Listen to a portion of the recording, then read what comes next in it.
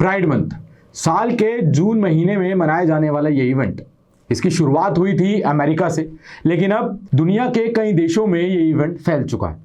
और इस इवेंट को जो लोग मनाते हैं वो है LGBTQ कम्युनिटी से जुड़े, लेकिन और लोग भी इस इवेंट में पार्टिसिपेट कर सकते हैं, यानी कि इस प्राइड मंथ के इवेंट में ज्वाइन कर सकते हैं। इस इवेंट को जो मनाते हैं वो है LGBTQ। LGBTQ क्या है?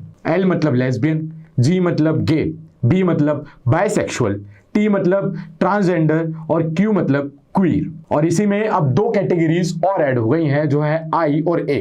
I यानी कि इंटरसेक्स और A यानी कि एसेक्सुअल।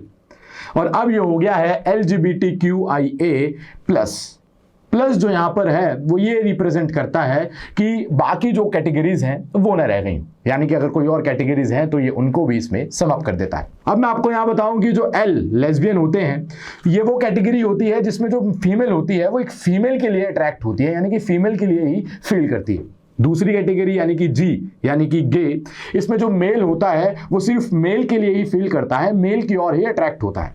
तीसरी कैटेगरी B बाइसेक्सुअल, इसमें वो लोग आते हैं जो दोनों जेंडर की ओर अट्रैक्ट होते हैं, फील करते हैं, जैसे कि मैन के लिए भी फील करता है, फीमेल के लिए भी, और फीमेल के लिए भी फील करती है और at the same time man के लिए भी। तो यहां ये आ जाते हैं बाइसेक्सुअल में। अब आता है T यानी कि ट्रांसजेंडर। ये एक थर्ड जेंडर है, जैसे कि पहले के दो जेंडर है मेल और फीमेल, वैसे ही आते हैं यहाँ पर ट्रांसजेंडर। इनका जो जेंडर होता है वो इनकी सेक्सुअल ओरिएंटेशन से बिल्कुल अलग होता है, यानी कि मेल की बॉडी में फीमेल जैसा फील करना या फिर फीमेल बॉडी में मेल जैसा फील करना। इसके बाद आता है Q यानी कि क्वीर। इस कैटेगरी में वो लोग आते हैं जो क्लियर ही नहीं होते हैं अपनी सेक्सुअल ओरिएंटेशन को लेकर और अपनी अट्रैक्शंस को लेकर, यानी कि इनके माइंड में क्लियरिटी नहीं रहती और एक क्वेश्चन बना रहता है, और इसलिए जो क्वीर का Q है वो क्वेश्चनिंग से भी जुड़ा रहता है। इसके बाद आता है I यानी कि इंटरसेक्सुअल। इसमें वो लोग आते हैं जब कोई बच्चा पैदा होता है तो उसके जो सेक्सुअल ऑर्गन होते हैं उससे ये पता नहीं लगाया जा सकता है, यानी कि क्लियरिटी नहीं रहती है कि ये मेल है या फीमेल। पर ऐसे में जब ये बच्चा धीरे धीरे बड़ा होता है और ये बच्चा क्या फील करता है, ये किसके लिए अट्रैक्ट होता है, यानी कि अट्रैक्शन वाली इसके अंदर फीलिंग आती है, वो ज़्यादा यहाँ पर मैटर करता है। इसके बाद आता है A यानी कि एसेक्सुअल। इस कैटेगरी में वो लोग आते हैं जिनके अंदर सेक्सुअल अट्रैक्शन वाली जो फीलिंग्स होती है वो होती ही नहीं, ये सेक्सुअल अट्रैक्शन को लेकर यानी कि किसी के लिए इनके अंदर फीलिंग्स आती ही नहीं। तो ये तो रही LGBTQIA की बात। अब हम आते हैं प्राइड मंथ पर। तो जो प्राइड मंथ है ये शुरू कैसे हुआ, यहां मैं आपको बता दूं कि साल 2000 में अमेरिका के फॉर्मर प्रेसिडेंट बिल क्लिंटन ने इस प्राइड मंथ को ऑफिशियली डिक्लेयर किया था। लेकिन इसकी जो स्टोरी है, प्राइड मंथ की जो स्टोरी है वो करीब 5 दशक पुरानी है, यानी कि 1969 में न्यूयॉर्क सिटी के अंदर जून महीने में स्टोनवेल इन बार के अंदर पुलिस ने रेड मारी, जो कि एक समलैंगिकों का बार था, और वहां पर उनको बहुत मारा गया, पीटा गया, उनकी गिरफ्तारी की गई, उनको जेल में डाला गया, और साथ ही बहुत से और समलैंगिक बारों के अंदर पुलिस ने रेड मारी और वहां भी यही काम किया। उस समय तक LGBTQ कम्युनिटी के जो लोग थे उनके पास लीगल राइट्स नहीं थे, और इसी के चलते उन लोगों ने इसके खिलाफ एक प्रदर्शन किया, और जो प्रदर्शन धीरे धीरे आगे जाकर एक बहुत बड़ा आंदोलन बना।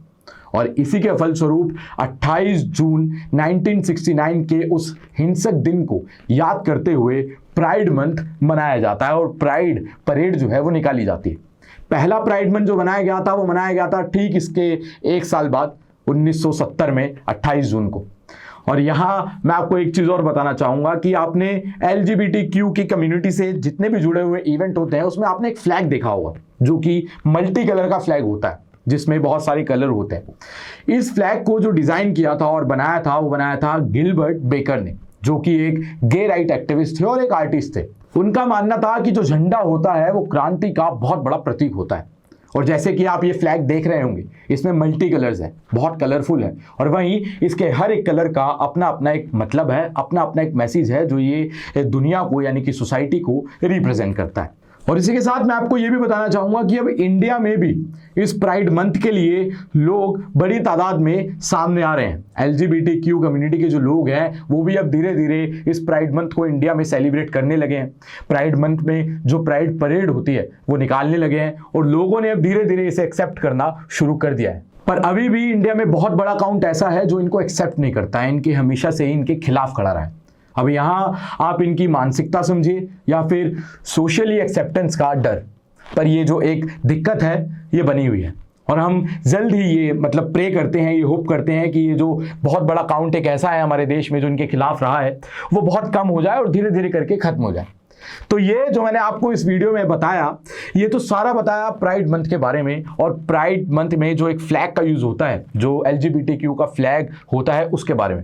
अब आप इस प्राइड मंथ के बारे में क्या सोचते हैं, LGBTQ की जो कम्युनिटी के लोग हैं उनके बारे में क्या सोचते हैं, ये हमें कमेंट सेक्शन में जरूर बताएं। और साथ ही वीडियो को लाइक करें, शेयर करें और चैनल को सब्सक्राइब करें, क्योंकि आपके सिर्फ एक क्लिक से हमें हमारी मेहनत का फल मिल सकता है।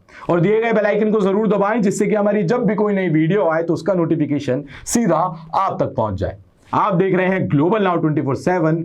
मैं तुषार अब आपसे इजाजत चाहता हूं।